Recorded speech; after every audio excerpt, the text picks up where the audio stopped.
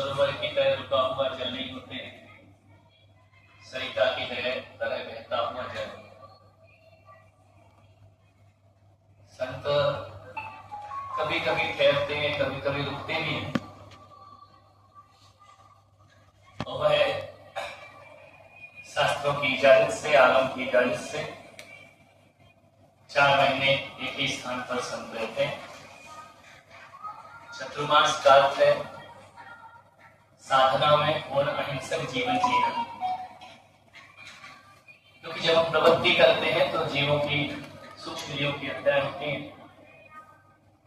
और इसलिए होती है चातुर्मास में ही क्योंकि वातावरण बड़ा नमी का होता है, पूरी प्रगति हरी भरी होती है, असंख्यात जीव राशि उत्पन्न होती है। इतने जीव गर्मी और सर्दी में जन्म नहीं लेते जितने बरसात में लेते। सड़कों पर आप देखेंगे रात को सांझ ढलते ही हजारों पतंगे लाइट पर मंडराते हैं, वह बरसात के कारण। छोटे छोटे मेढक सड़कों पर पैदा हो जाते हैं, वह बरसात के कारण।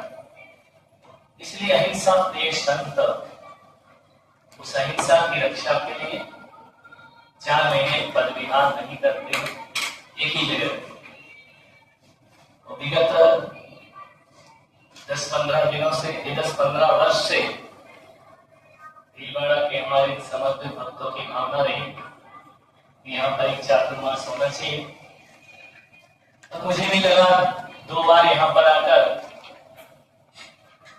जैन, अजैन, सनातनी, हिंदू, ब्राह्मण जो भी है, सभी की इच्छा रही कि मेरा यहाँ पर चतुर्मास हो।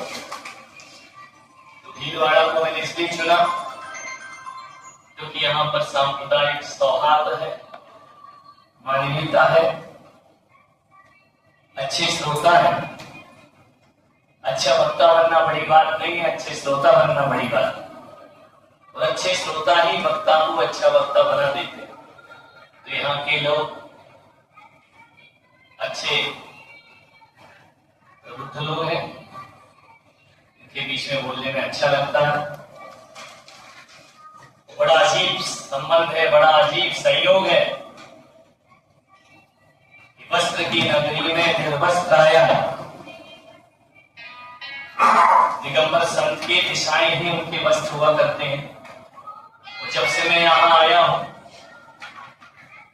वस्त्रों की ही मील देखते आ रहा हूं, जहां भी जा रहा हूं। मैं ये कह सकता हूं कि कैसे 2 धागे ताने बाने के मिलने से एक वस्त्र बन जाता है।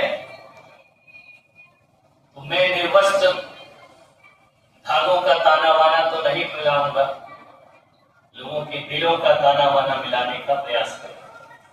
वह ताना वाना मिल गया, लोगों ने यदि ध्यान से सुना तो पूरे शहर को बदलने का झूठा दम नहीं रखता।